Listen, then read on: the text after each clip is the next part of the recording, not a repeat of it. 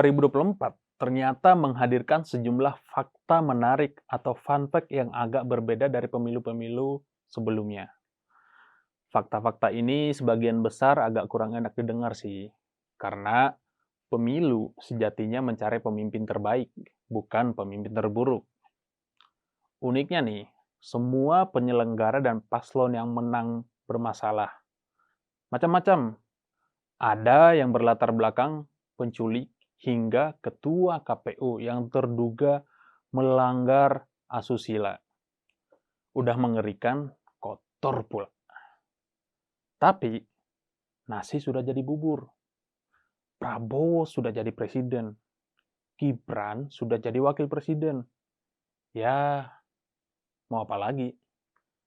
Tapi, saya mau mencoba merangkum fun fact pemilu 2024 agar jadi catatan buat kita ke depan dan jadi pelajaran sejarah bagi kita nantinya.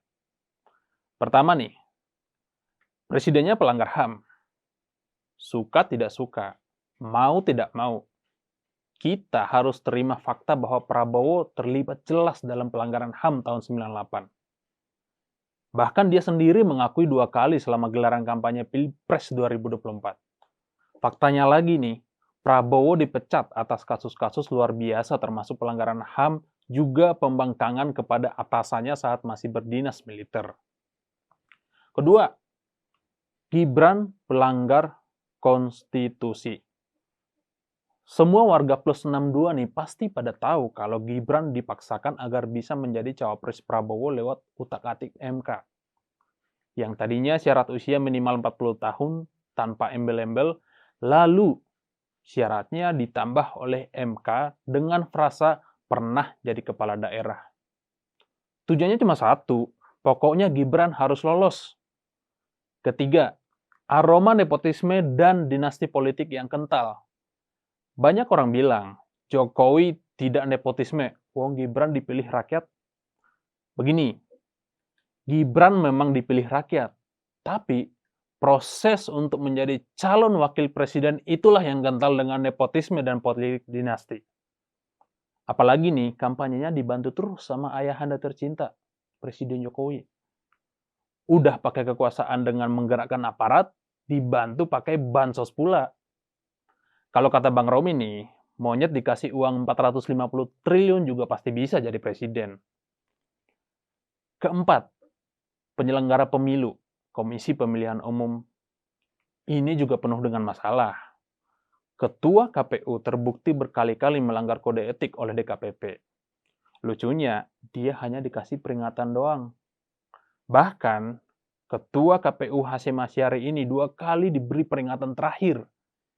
Yang lebih bejat lagi, Ketua KPU ternyata diduga melakukan pelecehan seksual ke wanita emas dan anggota PPLN. Ini masih diselidiki sih. Kelima, Ketua Hakim MK Anwar Usman melanggar kode etik dan dicopot dari jabatannya oleh Mahkamah Kehormatan Mahkamah Konstitusi.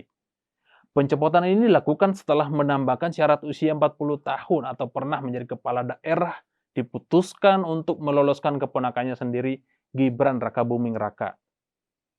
Keenam, Ketua MK pengganti Anwar Usman, Soehartoyo juga pernah bermasalah.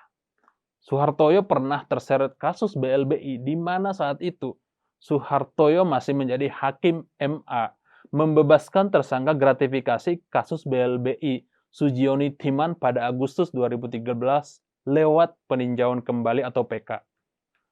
Padahal nih, Sujioni sudah terbukti melakukan kerugian negara 369 miliar dan divonis penjara 15 tahun. Uniknya nih, Soehartoyo ternyata jalan-jalan ke Singapura habis PK, di mana Sujioni ternyata sembunyi di sana juga. Ada apa ya?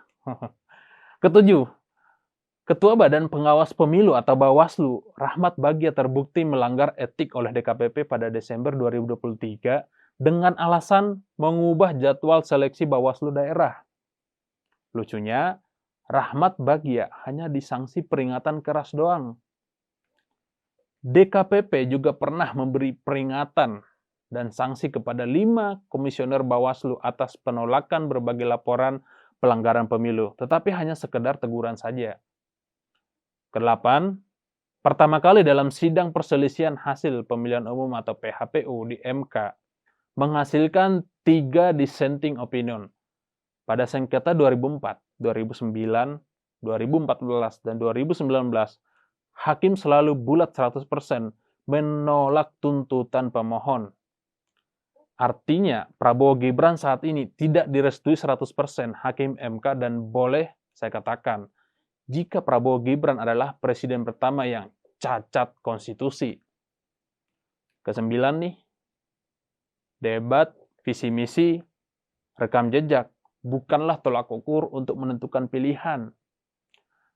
Ganjar Mahfud meraih skor rata-rata terbaik di panggung debat, tetapi itu tidak berarti apa-apa bagi warga plus 62. Mayoritas rakyat Indonesia masih lebih suka dengan gimmick daripada adu gagasan dan rekam jejak. Politik uang selalu jadi hal yang dinantikan. Ya, saya maklum karena kualitas kita emang masih serendah itu.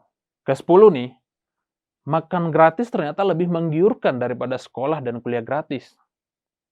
Ya, yang namanya urusan perut nih memang nggak bisa diganggu-gugat.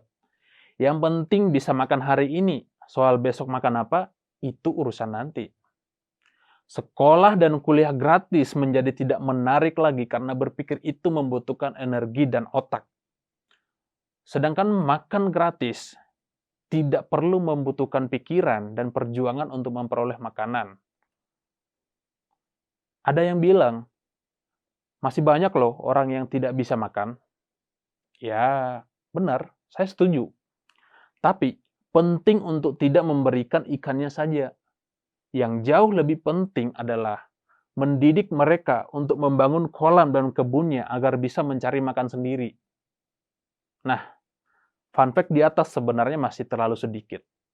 Masih banyak lagi pelanggaran dan keprihatinan yang mendalam atas pemilu 2024. Ketika harapannya demokrasi Indonesia makin maju, yang terjadi malah makin bobrok dan hancur dalam setahun masa terakhir Jokowi. Kita punya kesempatan untuk menentukan negara ini jadi apa. Bila kita memilih kambing jadi presiden, maka jadilah kambing itu memimpin kita 5 tahun ke depan. Jika kita memilih manusia bersih dan jujur jadi pemimpin kita, maka Indonesia harusnya mudah mencapai Indonesia Emas 2045. Saya John Sitorus, Insight.